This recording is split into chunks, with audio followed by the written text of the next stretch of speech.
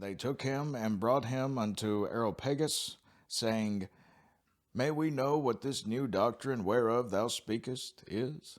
For thou bringest certain strange things to our ears. We would know therefore what these things mean. Now these are the thinkers. Paul would write in his letters later how the Greeks seek wisdom and the Jews seek a sign. Well, these are those type of Greeks. They wish to hear all the knowledge of the world, and then they pick apart what they think's true and what's not. They're constantly seeking for truth. And Paul actually comes down to their level, so to speak, and speaks to them. And we went over this in the previous study in Acts 16 about how Paul, he says, and unto the Jews I became a Jew.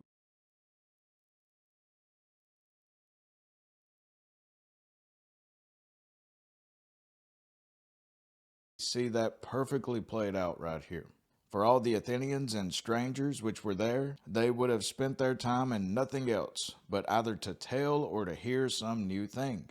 Then Paul stood in the midst of Mars Hill and said, Ye men of Athens, I perceive that in all things ye are too superstitious. The Athenians were very indulgent to the introduction of foreign, particularly Oriental, worships, provided only there was not conjoined with it rejection of the native gods, such as Socrates was formerly accused of. Alexander Maclaren pointed out how Paul was trying to meet in the middle with these men. As he wrote, I am become all things to all men, that I may win some to Christ.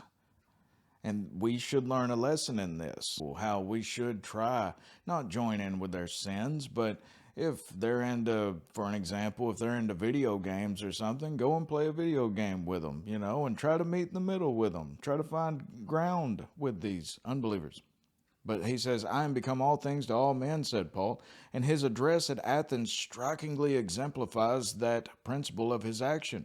Contrast it with his speech in the synagogue of Pisidian Antioch on his first mission, which appeals entirely to the Old Testament, because he's speaking to Jews.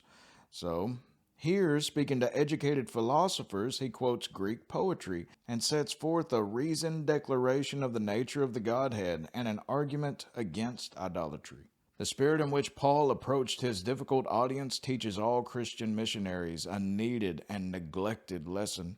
We should accentuate points of resemblance rather than of difference. To begin with, we should find in creeds and practices an ignorant groping after and so a door of entrance for the truth which we seek to recommend.